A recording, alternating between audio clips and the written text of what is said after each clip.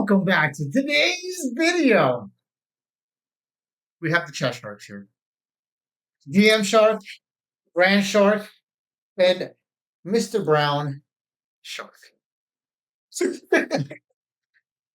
Go ahead, introduce yourself. As the newest comer, come on. Hi, I'm the newest shark.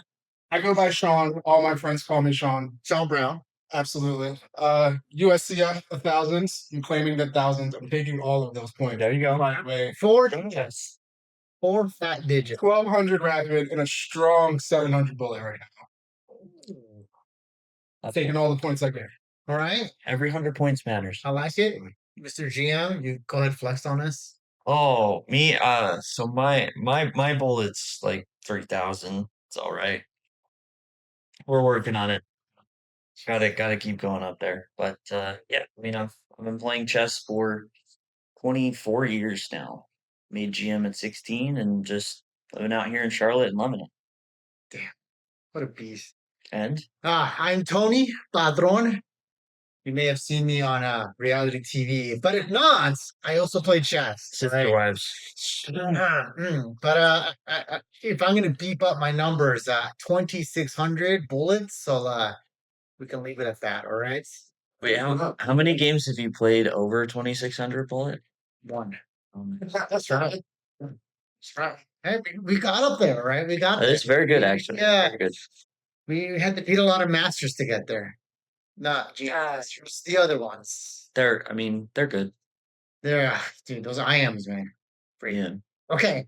But this is super exciting. It's something we've talked about doing for a while. And, Sean, you've joined us on stream a few times, and we just really, really liked your energy. So super excited to be here. Glad to be here. And discuss some chess.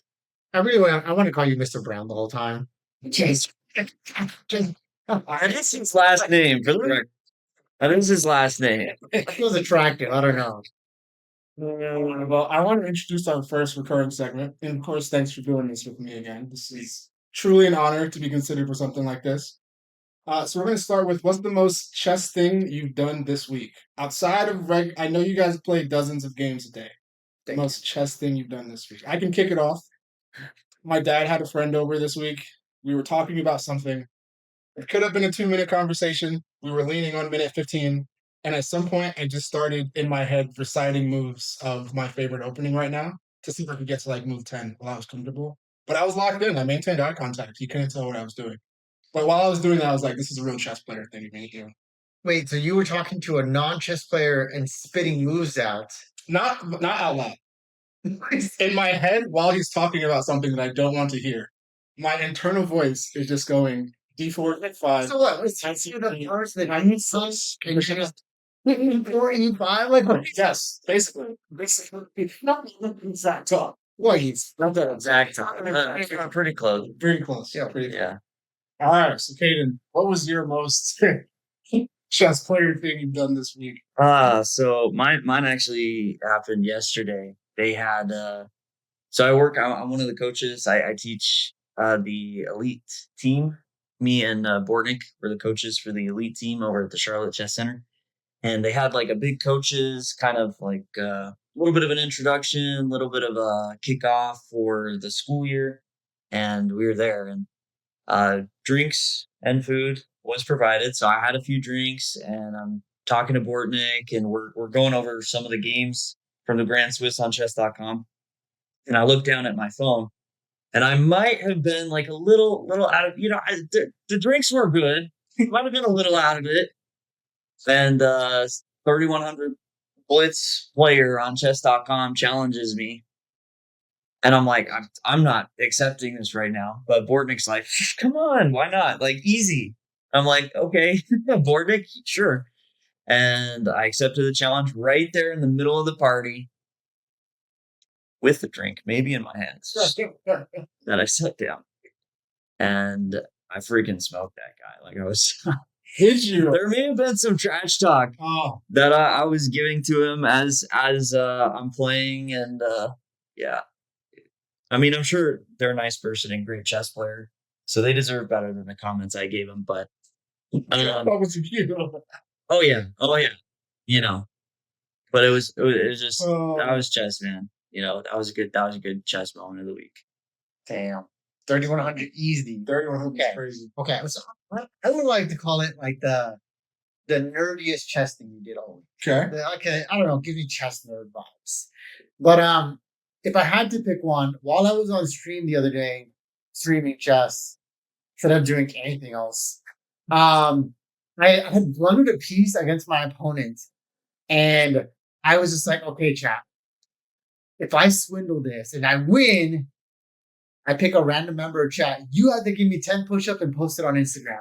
And they're like, no way you win. I freaking swindled that game. That's crazy. Turned it around, won with checkmates.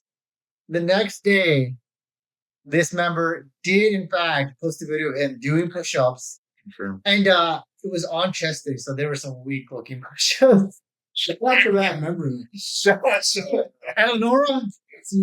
Oh, Shout out. I was wondering why the push-ups. I saw that they did the push-ups. I didn't know why. That was that dirty swindle, man. It was so good. And the worst part is I actually had a tactic that won a piece. I didn't take the piece. I made the game even. I took a pawn. Don't look at that game. thing with push-ups, don't you? I mean, it's one of those things, right? Like, it's like a punishment thing. Yeah, like in the army. Like, oh, you messed up, do push-ups. Like, it's For those watching who don't know the lore yet, I think the final count was 230 push-ups On stream. on stream in one night. Not in one sitting. They were like incessant 10, but still, after It was pretty good. and don't you feel good about it? that was a lot. I didn't feel good the next day. I actually felt good again. Come on. People like this. Oh, people didn't like it. I want good text about that. I won't do that much though. Mm. Forgot to text about it. Yeah, some big congrats. People were watching. It's a big something. So, anyways, Chess World, there's stuff going on. And I've been waiting to talk to you guys about this because I'm going to say something that might make you roll your eyes. Hikaru might be my new favorite player. Whoa, Here new favorite. hear me out. That's not where I expected this conversation to go. So, for those that don't know, Hikaru is trying to make it into the candidates tournament. There's one way into the tournament known as the rating spot. Can you explain to listeners how the rating spot operates? Yeah, so it's convoluted, okay? No one knows why and how, which is why it's convoluted. So, the highest rated player on a 6-month average that starts in August, all right, that also plays 40 rated E-Day games gets invited to the candidates. And Hikaru has attempted to do that with the assumption that the highest rated player, Magnus, is going to default, not go, and that the second spot will fall to him. And the advantage he has is that he's already number 2. And so number 3 and 4 and 5, these other people would have to catch up to him, pass him, and have the time past him for a longer amount because it's an average, which is so unlikely. Yeah, and he's already, because number 3 right now, if I'm not mistaken, is Fabiano, who's already qualified. The one spot that has already happened is Fabiano, who qualified from the 2024 FIDE Grand Prix. So you're jumping down to the 4th rated player that has to catch up to Hikaru, who's over 2,800. It's pretty crazy. Wait, who's number 4? Is this Prague? It's changing because the Grand Swiss is going on right now, where Prague, Gukash, Arjun are playing. So it's a little bit of a flip-flopping just based on the day, who's where. But they're I think at least 20, actually more than 20 points below Hikaru, which for an average is Killer. Because you have to pass him and have it at a bigger average time, or push him so high that you have a higher average.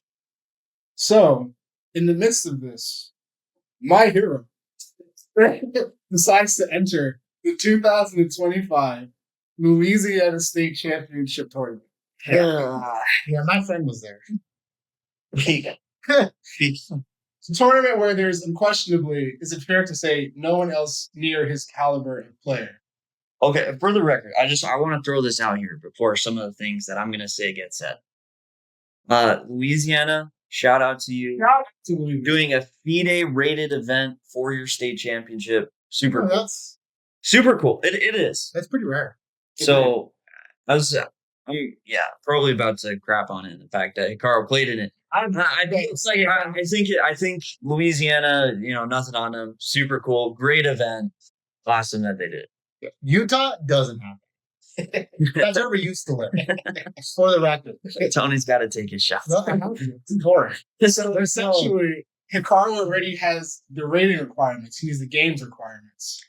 And we saw, is this the first time we've seen someone, this caliber of player, enter this type of tournament with something on the line, like a world championship? I think so. I mean, technically, yes, from what you said. But I mean, there's been other close cases. yeah, Ferrugia played against, I want to say, like 2400s And to get the rating spot. Ding did some games against other Chinese players, and I think rating wise they were quite a bit lower than Ding. I mean, but still good. The Louisiana State Championship though kind of stands out as I think Hikaru was the highest rated by 600 points. Like it's and that's number 2 for the record. Which the number 2 highest seed I think technically won since Hikaru can't be the Louisiana State champion as he's not from there. So the second highest rated, like he showed up, he was the leader for the state championship by a decent amount. Showed up, did it. It's a huge gap. 600 points is crazy. For qualifying for the candidates. And did anyone see this coming? Like, was this? Yes, he was very clear that he was going to go to small tournaments around the U.S. to qualify for the FIDE spot. I love everything about that. He was pretty he literally spelled it out for people. He just didn't say which tournament he was going to go to, but there's only so many choices. There's only so many FIDE tournaments where you can slam dunk. Yeah, I want so badly to next tournament Carl plays in. Call up Bortnick, be like, get in your car, or let's go. He'll probably still win against us, but hey, chance to play Hikaru. Like who's enough? That's possible. Like if the Louisiana State Championship had a 2-day, you showed up, won all your games in the fast time control, and then got to the long classical and got paired against him. Just wait. Hikaru, watch out. You're coming for you. But even outside of this, I feel like if this is going to become more of a thing, more states could just host their championships in this time of the year and hope that someone in this position would show up. No, is that crazy? Well, it's unique because he's a U.S. player, right? Right. So, it has to be a top player in the U.S. that hasn't got a spot through another means. It's a little niche. It's a little niche and FIDE rated, right? Like that's the actual big shout out to those organizing the Louisiana State Championship. It is a lot of those events aren't FIDE rated, which Hikaru needs, and is part of why that is a rare occurrence. Is you'll have tournaments of that rating of player that he could go play in. But that rating of player here in the U.S. that's not just USCF is a little bit more rare. But yeah, I don't know. I'm so torn. I mean, I think this is on FIDE. There's been issues with the rating spot for years. Ding, technically, there wasn't going to be a rating spot until Karyakin was banned. But Ding got in through the rating spot through these, games against other Chinese players, which is a bit funny. And Ferrugia got in, playing against some 2400 older players. That's a bit funny. And then, Hikaru's now playing in the Louisiana State Championship. And I think Hikaru needs something like 20 or so games. So he'll definitely play 2 or 3 at least, or more events. And at some point, I'm not a fan fully. I would love to see Hikaru do it, even if it's from smaller events, probably a little bit higher rated. But at the same time, I feel like the blame is mostly on FIDE. for not making the rules in such a way to prevent it, because Hikaru's breaking no rules. He is 100% rule following to qualify for the candidates. And most people would say it's way less sketch than how Ding and Alireza did it. Which I agree, because those were very creative, coerced, very like let me bring you these softball GMs to play. Like this one's like he's just going wherever. Where somebody like Caden could show up and play last minute. Like absolutely. I think it's way more legit. And I don't think you can hate Hikaru. You can be mad at FIDE, but you can't hate Hikaru for this. Oh, well, you know how I feel towards Hikaru. And also, still, shout out to Louisiana. I nothing bad to say about any chess players. You're all strong from my perspective to begin with. But I just love the idea of playing in your local tournament, seeing a bunch of people outside, not realizing what's happening, and then you realize, oh, it's because Hikaru was here. Something about that just sits so well in my heart that I'm like, keep it going. Let this continue to be a thing. Because this is a moment in time. Everyone that got to play in that chess tournament, this is a historical chess moment that they'll get to talk about. They were a part of, technically. So from that perspective, I'm all in favor. Yeah, I mean, having a 2,800 rated player play at an event that you're playing at is really cool, and I wish that there was more of that. Honestly, See, all right, I might have turned him a bit. no, it's He was a hater for Hikaru. Just no, it's like so there are kind of two sides. There's the sort of chess fan side that I think it's super cool. Hikaru's playing in an event like this. I can only imagine for those people, and from what I've heard, like they just loved it. He was very generous with how he approached people, how he interacted with people. So very cool to have him there. And then there's like the chess player pride, like competitive, like is this really the best way for someone to qualify for the candidates? That somewhere eats at me, but that's where I think like it would be better to see Hikaru do it playing against the top in the world. But at the end of the day, FIDE has allowed this by their rules, and so I'll say one of the reasons following the rules. I still think it's somewhat legit is because to even be hold on, I see this. no, I'm on your side here. To even be in the position for this to be a possibility, you have to be so good. So it's not like we're taking, and again, no disrespect to any of these chess players, we're not taking someone top 50 and like skirting them into the candidates. It's like you already have to be really up there for this to even be a thought. And I think Hikaru's alluded to, I don't know if this is legit or not, he thinks part of the reason FIDE still has this is in case someone like Magnus wanted to be a part of it again. We're not making him go through a lot of things to make the other chess players go through. And even if that's not fair, I still think because of who these names are, it's legitimate to allow them to get back into that arena. And I'm with you because do I think Hikaru deserves to be in the candidates? Yes. Is he that strong? Absolutely. Was he there last time? Yeah. Like if you dreamt up a candidates, it'd be nice to have him in there. If you just created one. You want Big Hickey there, you want Bobby there, you want the other Indians there, Arjun, Prague, and most of these people are getting in there, which is good. So we're pretty happy. It's not like somebody that we don't want in there or we don't think should be in there is getting in there. Yeah. So that means you're just left with the cool experience for the chess players, which is us. Which I always support. I always support cool experiences for chess players. Yeah, which is, I mean, is a fair point. Like, in all fairness, the rating spot has never led to someone completely crazy making it into the candidates. It's been one of the more consistent spots. I think FIDE could change the rules a little bit to make it better. Maybe throwing in a requirement saying, hey, the amount of games, like 50% of them have to be against 2,600 plus players. I think would be a pretty fair thing for a candidate spot, just to have just a quick little sentence. But no, I mean it's FIDE has very clearly been trying to orchestrate a bit, trying to get Magnus in there if they can. kicking Ding out by removing the world championship spot from the candidates, which is interesting. Shout out to Ding. Shout out to Ding. Shout out to Ding. Wait, can you explain that one a bit more? Yeah, so it used to be that whoever lost the world championship match qualified for the next candidates. Yeah, like Nepal did.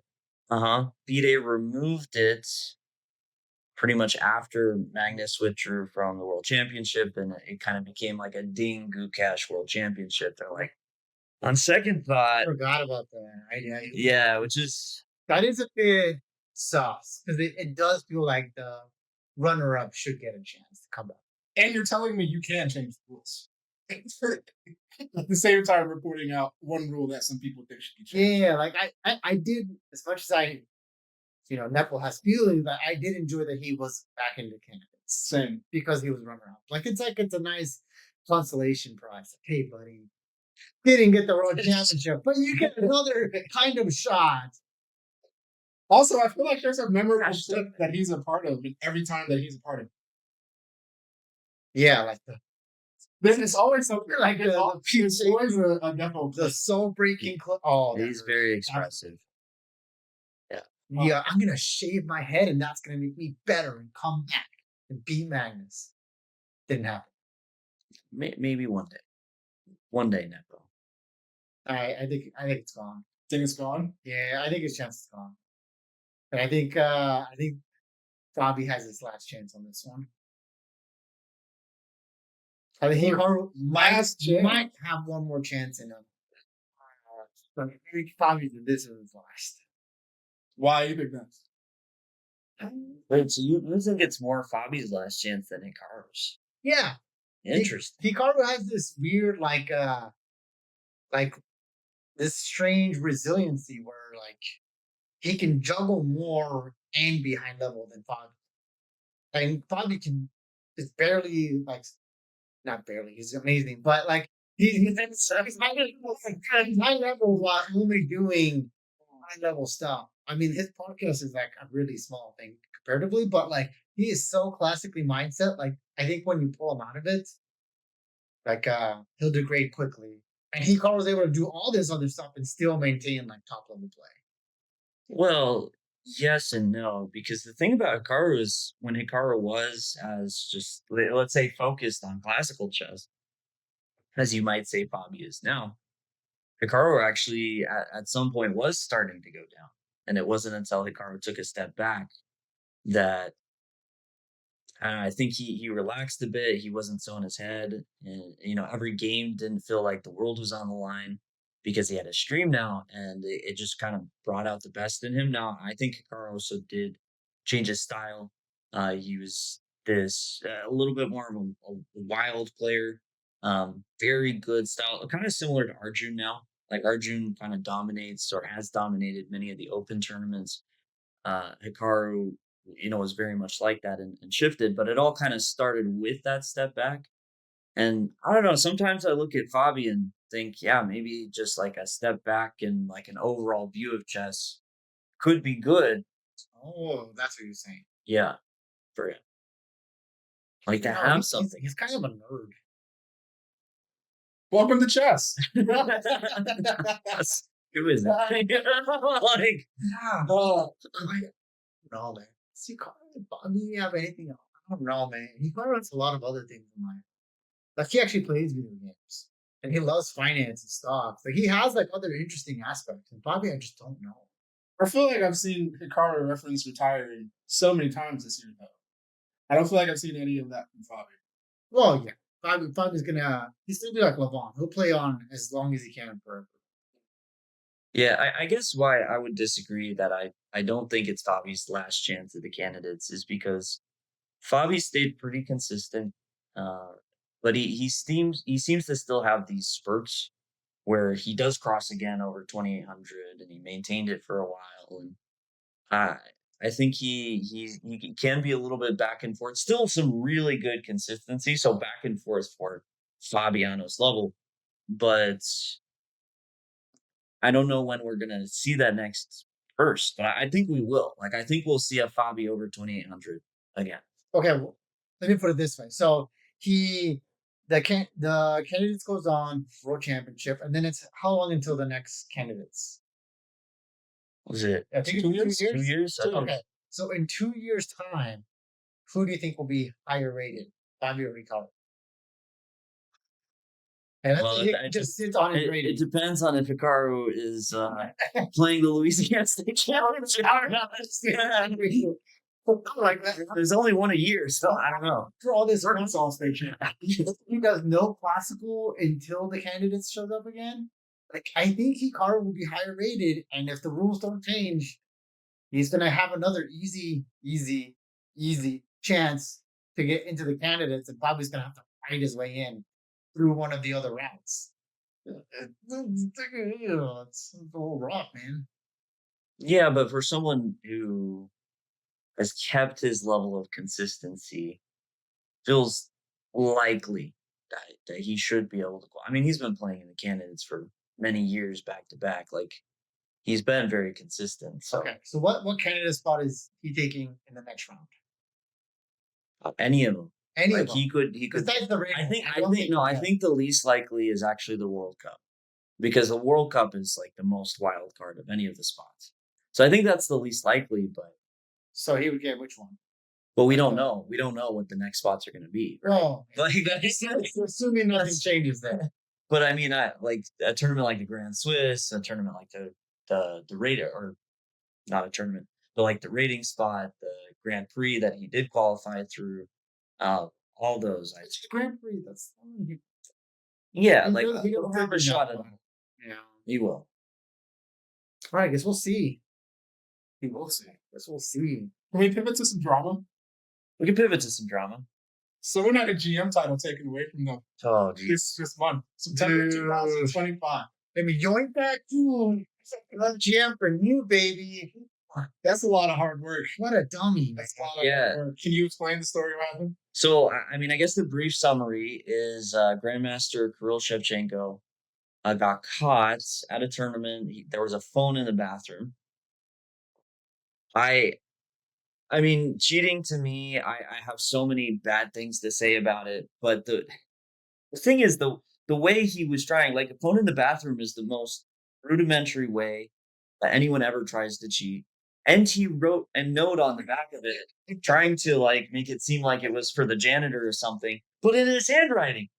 I don't know about you, but you have notation. You take notation with your handwriting on it. Because they're literally giving evidence Same ink colors. for everything.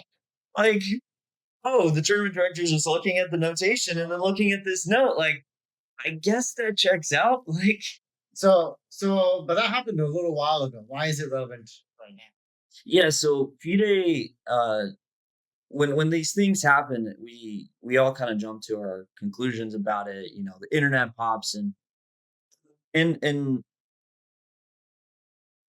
all honesty, the chess world is so against cheating and so ready to condemn it, which is fair, but at the same time, there needs to be an actual investigation of things to just make sure that it all checks out. So he got a ban quickly, just like while they were semi quickly, but while they were investigating it more. And whatever they found out from the investigation must have made it like damning that he did in fact cheat. It was his phone, and bad enough that they said, okay, GM title, you're out. You don't get it anymore.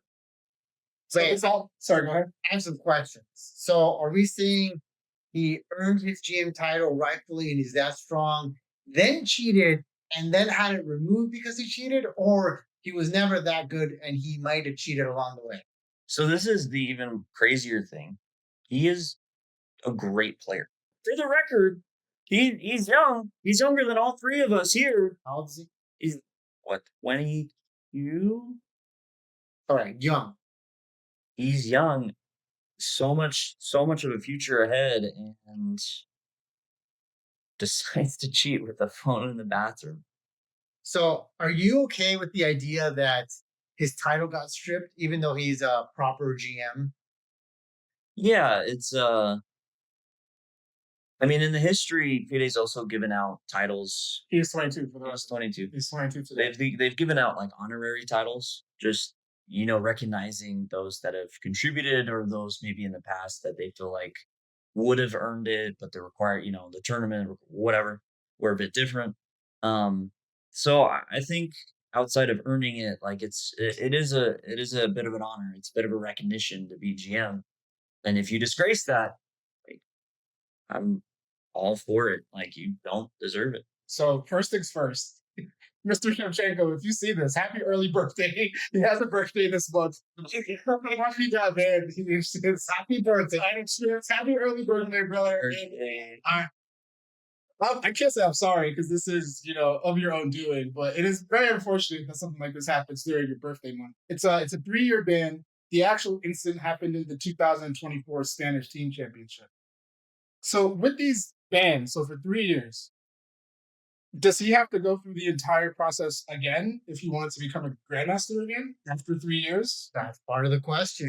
I actually don't know this one because the only other case that I'm aware of a GM title, I read somewhere that there's been 4 cases. I personally am only aware of one other one, which is a player, Igor Rousis, who by the time his ban was done, like it was too far for him to earn it again.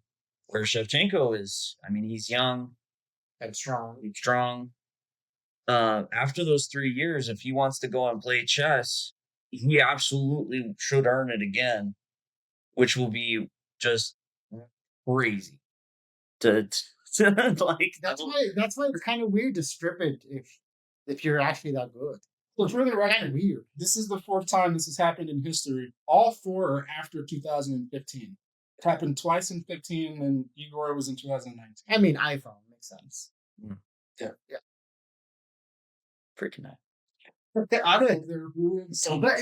That's why I say it's kind of weird to like strip it away. Like, in 3 years you can play, but like we're magically just like you can re-earn norms. Like, you might be able to play in like certain tournaments where like GMs can't be in. Like it's kind of weird. Yeah, which might be a clarification. I mean, I'll be really interested to see because it's not like you get the GM requirements and it's just like, ta-da, you're a GM. Your title actually has to get approved.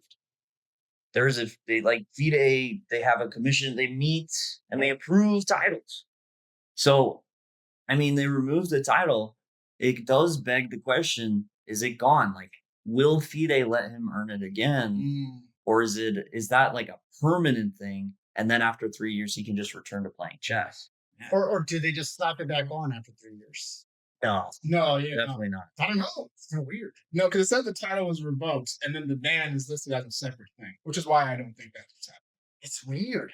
But so you're saying, kind of, sort of, that there are some people who are currently GMs who, if they lost their title some way, would not be able to do it again? Of course. Yeah, because GM, the title lasts forever, and you get older, your focuses change. Like even for me, I would have to enter a training arc, I think. I'm not playing norm tournaments because my interest of playing norm tournaments right now is super low. I already did it. They're long, stressful events.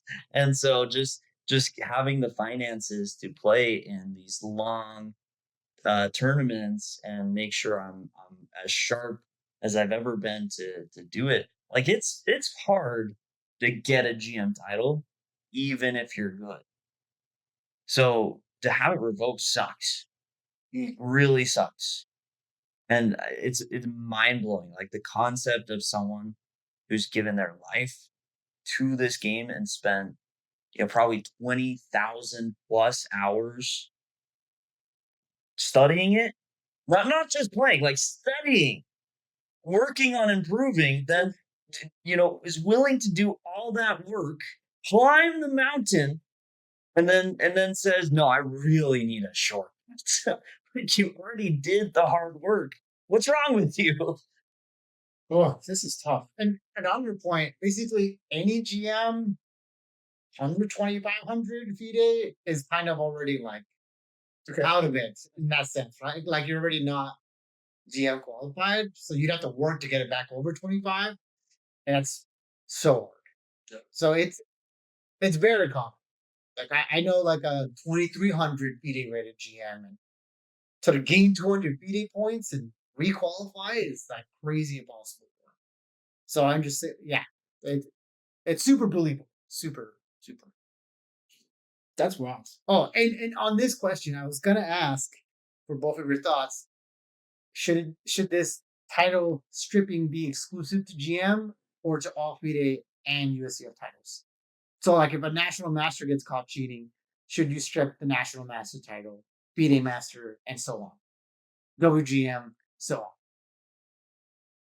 Well, I think the trick with like National Master and FIDE Master is their rating requirement. Like, there's no norms.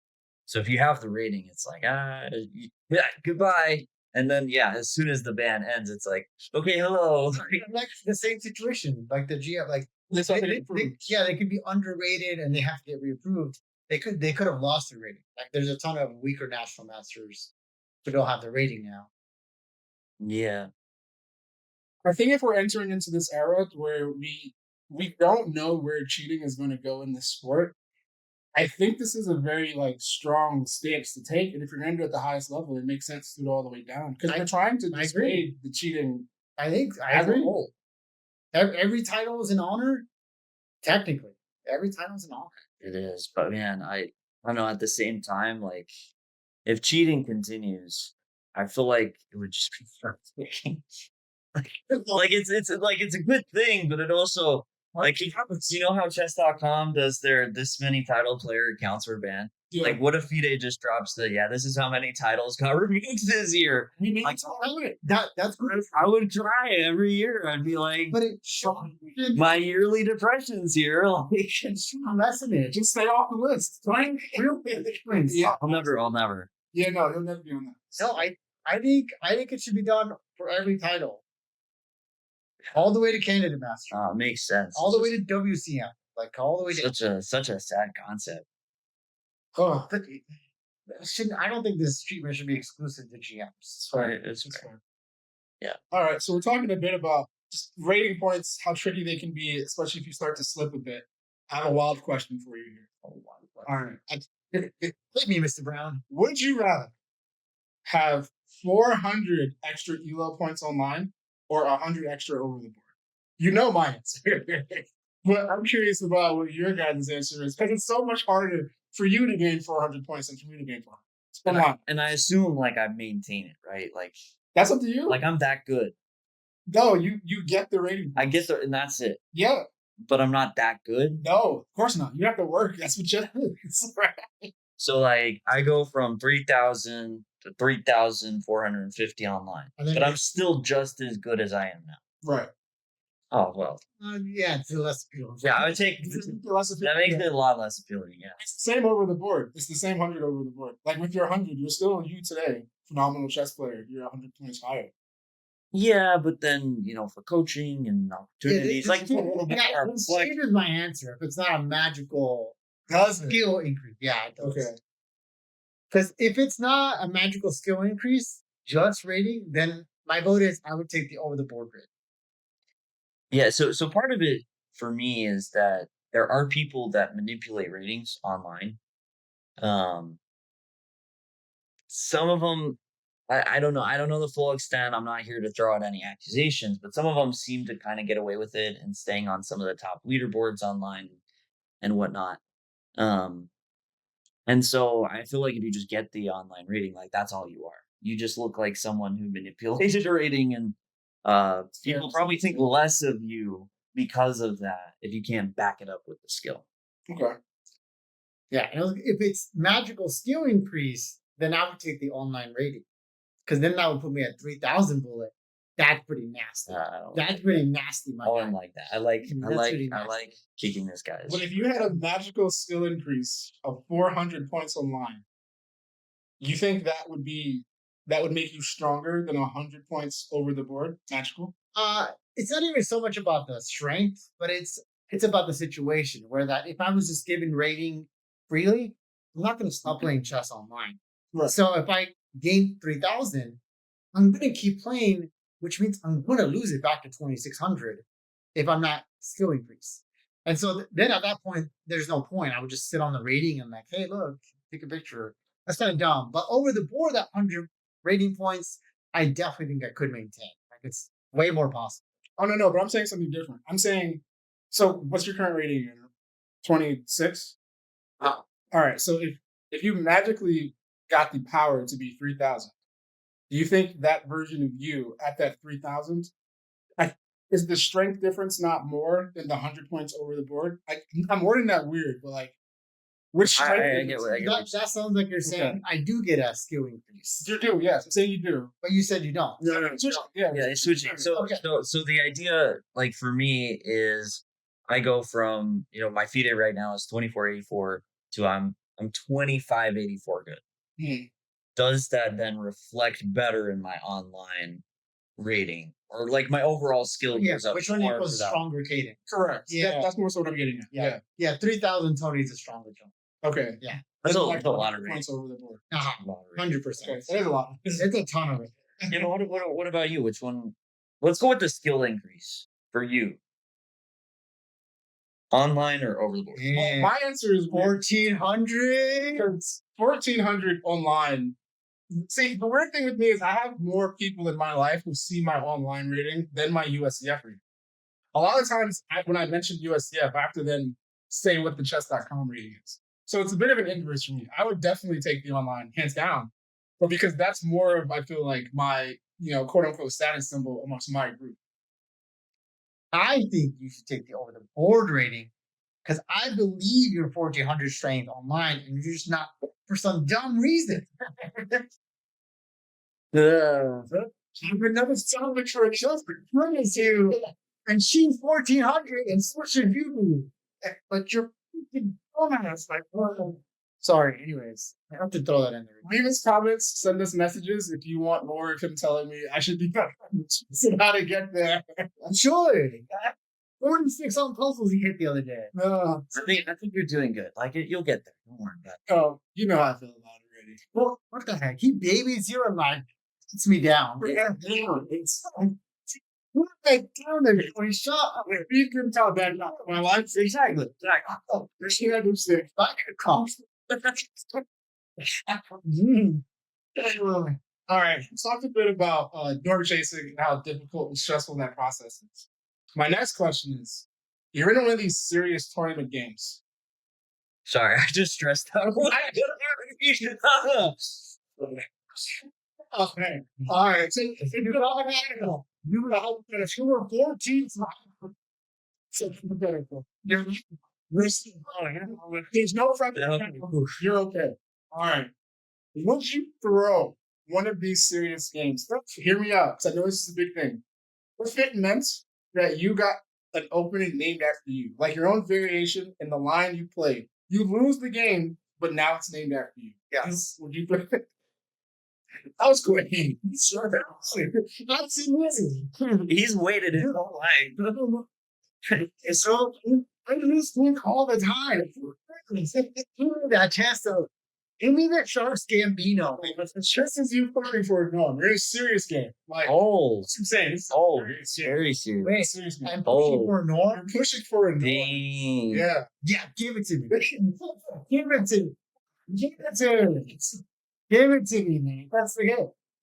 That happens. You know how many people go for a norm and miss it just there all the time?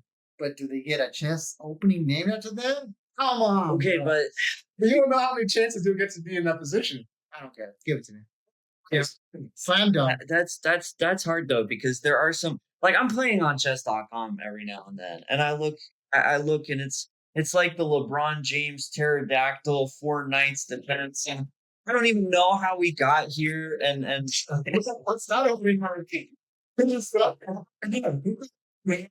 I don't know. Like there's just some absolute wild variations, and so if that's all it is, one game out of a million is going to be this opening variation.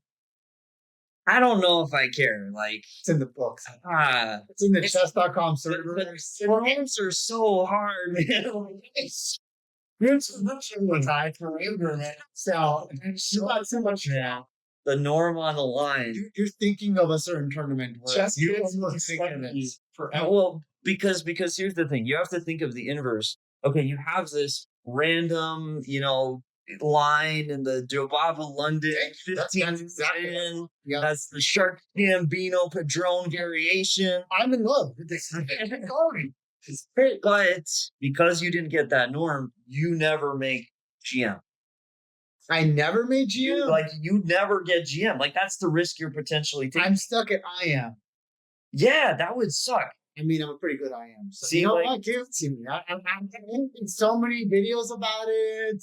Freaking the cow. Who cares? The cow. Shout out to the Sambino, man. Yeah. So you're no I mean, hesitation from the GM, yeah, because from the norm. I think for me, like chess, like no one hates getting recognition, right? Like I think we all, it's kind of nice to be recognized as, hey, you did good. But like GM for me, like that's a personal thing. Like that's crap. I spent so much time on this game and I did it. Like I achieved Grandmaster. Like that's so important to me. We know. That the idea of like all that work and then missing out on that because I just wanted some random opening name, and I'm selling my morality by throwing just a little bit. Okay, a lot of it. Like I think I'd go for the norm. You would, all right. You I think I'd go for the norm. Still fun. Okay. Yeah. And Like when you first said it, I thought I might go for the opening, but then you said norm, and I'm like, those things are brutal. You see, the thing for me is like I'm not fathoming qualifying for norms in my chess career, so I would 1000% take an opening being named after me, and I'm gonna have like one of those permanent boards where they're all glued in that variation on the wall, mounted. Like you're gonna see, like it's your on a T-shirt. That's the chest and triceps gambit. Play it at your own risk because I lost, but I have it on my wall. I would absolutely do that. 100%. T-shirts and that's all. I mean, there's also a ton of those chess players that like have all the norms, 10 norms, but they don't have the title because they're missing the rating. Like that also happens a ton. Like there's this one chess player, Miss Dina Blinkia, I think. She's got like all the IM norms, but not the rating, and she's not an IM. Like, you know, you throw for a norm, but you already got a bunch. You get your own opening. Come on, she's taking the opening and You think Dina will go for the 100%. 1,000%. Let me call her up. She says yes every day, man. You know, leave a comment. If you've seen it, yeah, leave a comment. Let us know if you for the old rig to be named after you. Yeah. I mean, that's also real. People with all the norms, but just not the rating. Like that. Okay, actually, on this, just a quick touch because I want to know, do you think the norm is harder, the norm requirements, or the rating? Which is the harder one to overcome? Only pick one. I think rating. I think the rating is, but it's different for everyone. Like there are people that are sitting comfortably over 2,500 before they get the norms, and then there are people like me. Like I had my norms. I want to say maybe for GM it was less. I think I got my IM norms like a decent amount before I got the rating. GM norms I was a bit closer to 25, but it just depends on the player. But I would say overall, I do think the rating is the more difficult requirement. And just to follow up on that, are there more people in the I don't have norm situation or I don't have the rating situation? Which one has more Don't people? have the rating. Dang, that's actually a good. That's what I'm saying, man. Dang, that's actually a good point. Oh, it's curious. Sorry. Yeah, shut up. Shout out to everyone on that grind, though. My goodness, some of these stories that I hear. For the record, 2 players that had been missing the rating for quite a while just got it. Tatev Abrahamian just made IM, and yeah. Gary Shankar here in Charlotte just hit 20 as well. More shout out. Shout out to y'all. It was awesome. I mean, you can shout people out. Is better than Dina. No. Okay, Dino will get there. Step by step. Come on. Got time. Sorry. Anyways, I gotta root for the hometown hero. Okay. Absolutely. Yeah, of course. Absolutely. Speaking of hometown, you guys are in Charlotte, part of the relocation here. So are you. You guys. You'll hear it when the question gets there. How has being in a strong chess city impacted your chess development? How do you say? It's been, what, a year now? A little over a year? Yes. Good things. Good things? The answer is yes. Good things. Well, I'm okay. I'll go. Um. So for me, I took a big break from playing like serious tournaments, about 6 years. Got back into it through streaming and coaching and all that. And when I first got back just to playing online, I was probably around like 2750 blitz.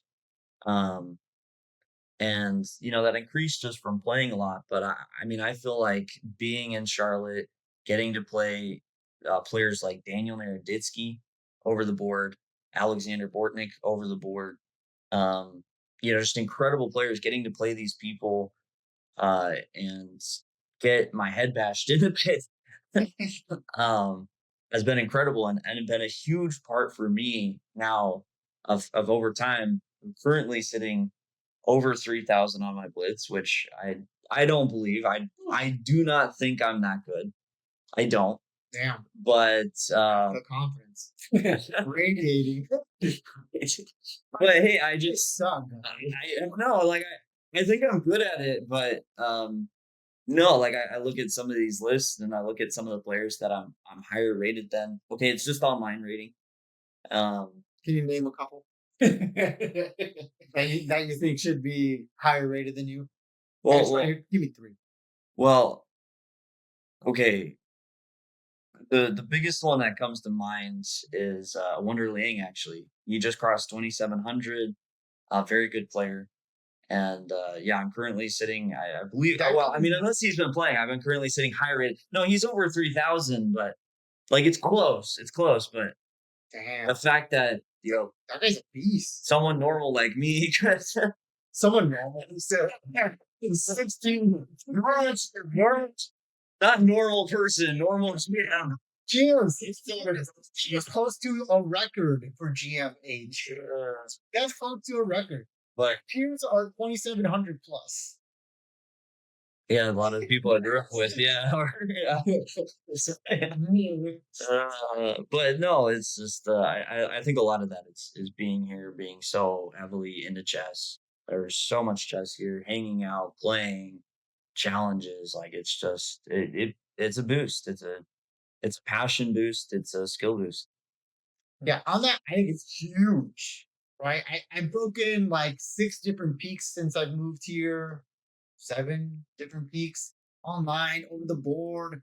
I can like call up a national master and just be like, hey, let's have a match right now. 20 games, let's throw down, and like there's one down the street. That's super cool. I was at the gym freaking working out, and some big giant walked up to me, and I thought he was about to like ask for my machine. And I said, oh, you want this? And I'm trying to let him have how the people say you have to piece it's nice. I'm bigger than you. Sorry. I had flex for the camera. I'm flexing for the camera. Come on. To my point. All right. This guy's huge above. Thank you. I'm bigger than you. All right. So a wall of meat came at me while I was working out. And I didn't believe that. And he doesn't ask for the machine. He said, oh, hey, I'm a national master. I've seen you at the chess scene. And I'm like, where the hell am I? I'm at my gym. And a national master walks up to me and recognizes me like, oh, this is Charlotte. Like, this is weird, man. So it was, I mean, like last night, I was playing Fortnite over the board. Doing pretty good, all right. Like he had to flag me, okay. Like I was surviving. That's so weird. That's a top 10 blitz player in the world that I just rolled up to and played. Over 6. Like it's huge. That's legit. It makes a difference. I think for me personally, not to blow your guys' heads up, but a big part of it is you guys. Especially when we were, don't do that. I almost didn't say that. What? The social aspect of it. So a large part of why I didn't get better sooner is because I didn't meet people that played chess for the first part of like 2 years that I cared about it. And I think being around people who also care about chess even more than I do, and I consider myself someone who cares about chess a decent amount, it's definitely a motivating factor. There are definitely times where I'm like, I haven't been puzzles in 2 days. I know I'm going to see the guys. I need to do some puzzles. I wouldn't have had anything like that. He's Yeah, not. So they're gonna ask me, did I work out today? Oh shoot, my nerves have gotten better. The audience won't know how bad I was when we met. it was pretty bad. I'm better in all time controls. This is the best I've been all around. Oz, he used to sweat through his shirts when he would play a chess game. Sweat through the shirt, guys. Like That's a different episode. I was like, put on a new shirt. That one was You need a backup shirt, man. I was like, backup shirts. So I got my chess set, my clock, and my backup shirt. absolutely I got it ready to go. black shirt to put on. I try to make her match so people don't realize. He's come a long way. All right. Right. And a big part of that is having this, community behind it. Large part of that is the Charlotte Chess Center, of course. Also, a large part of that is you guys and the things that we do. So, being in this chess city is definitely impacted me to do it too, for sure. I got you. I'll bring some deodorant. I got you. It's not a deodorant thing. It's a heart rate thing. Story for another time. All right. It's a good story. I want to talk about something near and dear to me. Chess history. Oh, Here we go. Here we go. Chess history. Tony is not a huge chess history guy. Morphe sucks. There, let me just throw that out there. There it is. Wow. We're going to ignore that. But I think he'll like this chess history topic. I want to know how far we could go in history and Caden could become the world champion. This guy. This guy right here. Wait, what's your rating? my FIDE currently is 2484. My peak is 2556. And 3,000 online. Okay. I'll throw a bet. Assuming less stack is better.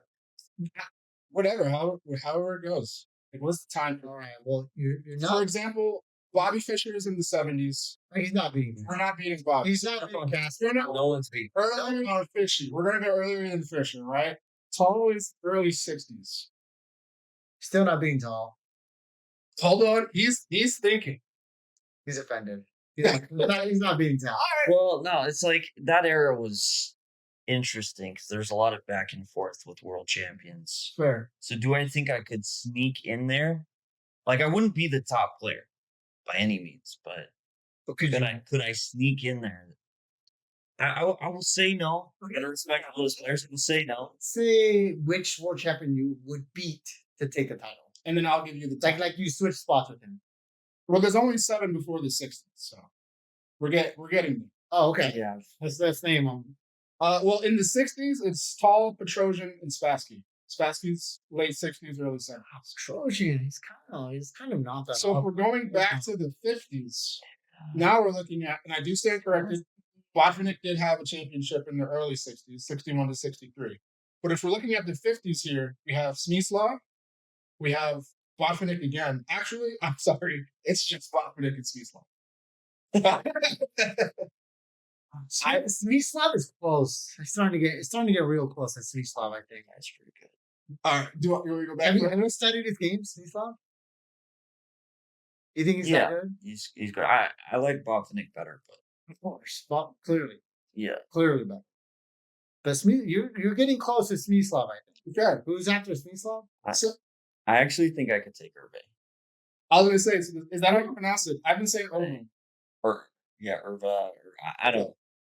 Max Ova, Max. EUW. Oh, Iwi. Oh, Iwi. You can be like Your pronunciation of his name is Don's. saying you can be Iwi. Say long. And I want him to realize how much I like chess. It's fine. These are my handwritten notes on the former world champion, by the way. I'm not looking at a document of any kind. You have notes on you? I, at one point, thought I should be able to recite all of the previous world champions because, in some sense, I can do that for basketball. So I felt like it was a natural progression. It's a lot of work. If we're going further than that, Does basketball have world champions? I'm not going to answer that question because that's disrespectful. He's not a sports guy. Somebody's not. Wait, he's not. It was 35 to 37. Prior to him, we only have 4. So if it's getting tricky, it has to be one of these 4. Yeah, see, I mean, he was good, but I feel like he was like I could take his spot because that's what I'm saying. Like, you could maybe sneak in there. Okay, So it would not be the top. mid-30s. It wouldn't be the top, but maybe I could sneak in there. Dude, I think I would have to do a little. I'd have to do more training. You have to do more training. I believe in you. If you can't, I feel enough. That's it. I would be real sad at you. Like you suck if you can't beat them. Yeah, like, Thank you. yeah. I think you got this. The other 4 before him are Alyakin, Capablanca, Lasker, and Steinitz. Yeah, they were just too. There's good. They're still rudimentary. See, Lasker was very good, but his world championship, there were some funny things there where he kind of picked his opponent. It was a lot of Lots of respect. I think he's better than me, but could I sneak? Really? Lasker, the second world champion. Really? I think overall, I would give him credit. I feel like chess Maybe classical. isn't quite there. I mean, I think I'd smoke him in blitz, but and they didn't play it as much. I don't know. Like I have so much respect for these players, but I think I could sneak it against Lasker. Definitely. Okay, but ew, whatever. I mean, you have to keep in mind, if I remember correctly, a lot of even the earlier world champions, their estimated ratings are expected to be around 2600 still. Like they were really good even back then. Yeah, Their estimate is 26. I mean, maybe Steinitz is lower. Like Steinitz, yeah, I think I could take. I don't remember Lasker's, but like Capablanca, I think already the estimation is 2600. That's pretty good. I think Capablanca is it. Oh, but you do get you. I feel like in this situation you do come with a modern mind, modern theory, modern mind. Like Yeah, you carry everything with you that you have. like you take your 30 move theory books down when you go play them Yeah. to their non-stockfish theory, which I think is huge. So our best shots are you being either the first or the 5th world champion. I could agree with that. Yeah. All right. I respect that. You know what some of the people out here really want to. What people? He doesn't believe it. I think this is probably the most searched chess topic there is. We're going to start talking about some improvement stuff, okay? My first question is, A, do you believe adult improvers deserve a separate distinction? What? And if adult improvers, are you familiar with the concepts? They deserve a what? A separate distinction. Like, we're looked at separately than the child players who say someone plays from 12 to 15 and they take a break and then they come back at 25. An adult improver is a separate distinction where it's like you just come in fresh at 25. And a lot of people found themselves in that situation with the chess players. Wait, what do you want to call them? Adult improvers. What's the distinction? Give an example. I would be considered an adult improver as someone who did not have chess formally shown to me young. I learned it when I was young, but I didn't play anything seriously. And while I've tried to improve as an adult, I've always worked a full-time job. Okay. Some people think that's a separate distinction. To what? There's someone who played tournament chess, like one of the chess center kids that we see all the time. If they take a break in high school and come back in college, they're not an adult improver. Yeah, no. You don't think you're a distinction? No, I think you're wrong. I mean, I can see you probably think and care more about this than we probably cannot care about this. However, to your credit, that where I actually would agree with you, I stopped playing in serious tournaments for 6 years. Me coming back and calling myself an adult improver feels ridiculous. Right, yeah, you wouldn't fall into that. Yes, like that just feels weird. Yeah. So, but you're not an improver. You're just GM. This is like for like 1000s. Like first of all, a GM and adult improver. Shout out to the 1000s. First and foremost. well, you think I'm not improving? You think I'm not working on my chess? No, Listen, you are, but I wouldn't call you an adult improver. You're already past that. That I feel like that term is really referenced to non-titled people. No, that's what I'm saying. Yeah, it's not for people like you. yeah, I almost feel like to me, it's less about age and more, I would say, like under 1500. if you as an adult are under 1500 and trying to improve, like that to me is the category of like adult improver. Damn, Kind of around that. I mean, that's not- 1800s. I mean, you have adult improvers, but like 1800, like you've probably been around chess like a good while. Like you experienced it. You probably played it when you were younger. You could definitely be improving as an adult, but when I see a lot of these adult improver lessons and categories and all this, I feel like they're targeted more at that audience of the 1500 and down personally. Yeah.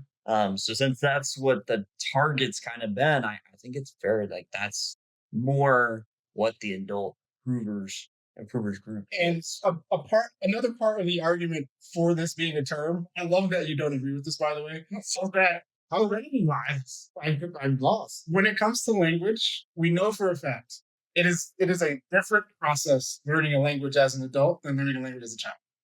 As a matter of fact, Sure, yeah. it has been, reported essentially that chess has a similar experience. Like learning chess young and then taking a break and then coming back is an entirely separate process than someone who picks up as an adult. Yeah. It's like mostly true, I think. I don't know. I'm kind of in between because I see his point. Like I feel like you have some like 1800s that fall more into the category of like they're busy with life, they have a family, they have a job, and they're trying to improve. And like to me, that also kind of feels of this group of like adult improvers. Like you're struggling against the responsibilities of adult, but wanting to improve your chess. How do you do that? And people in that rating range definitely, I think, fall into that.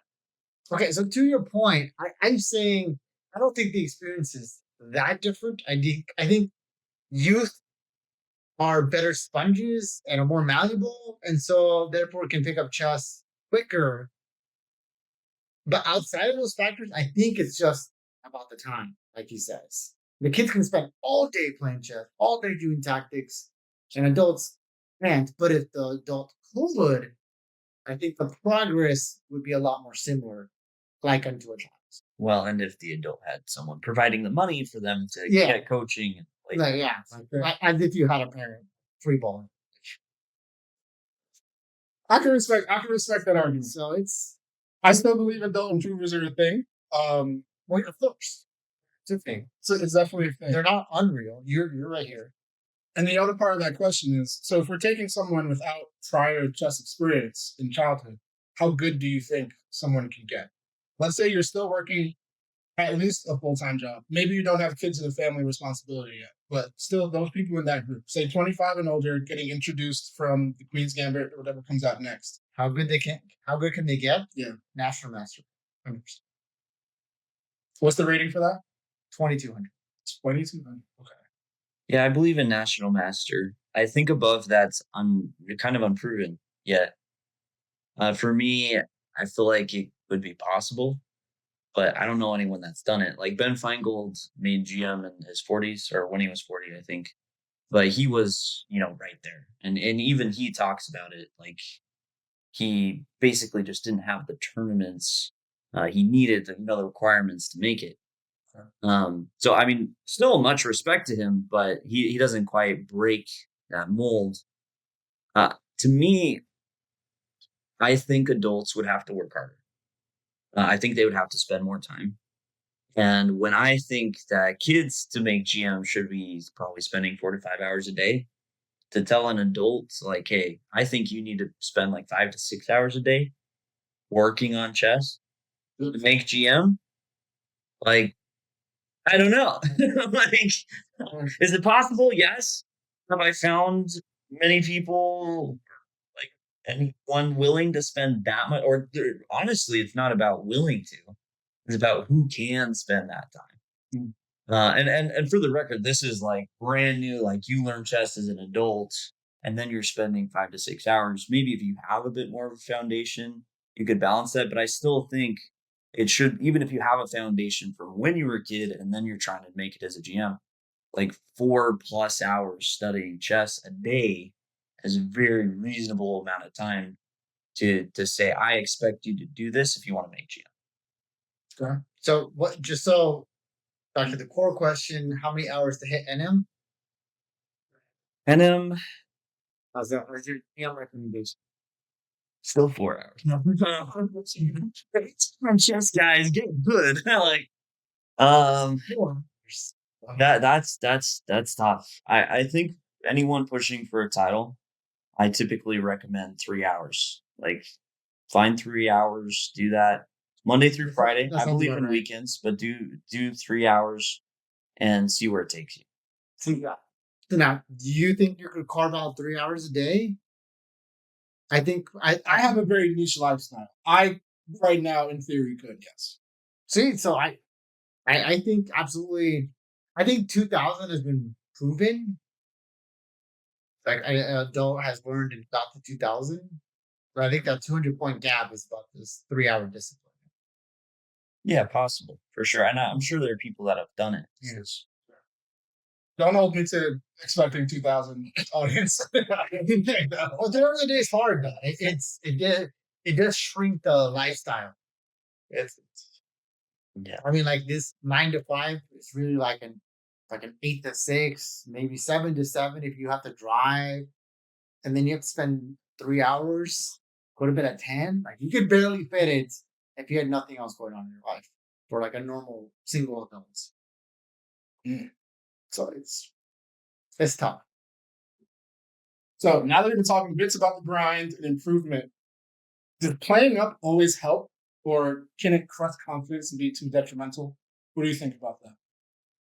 Well, you quickly throw it back. For you, how do you feel if you play some? Because I mean, we're in Charlotte, right? You have definitely played someone that's just like destroyed. Good. Okay. Destroyed. Okay. What's that mean? I realized too much. Like just destroyed. Like you gotten destroyed playing here.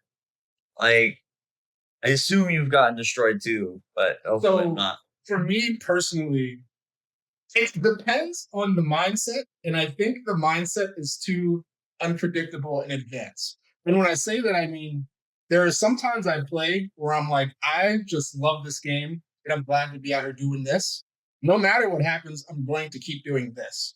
But then there are some times where I'm playing and I'm like, I don't get a win.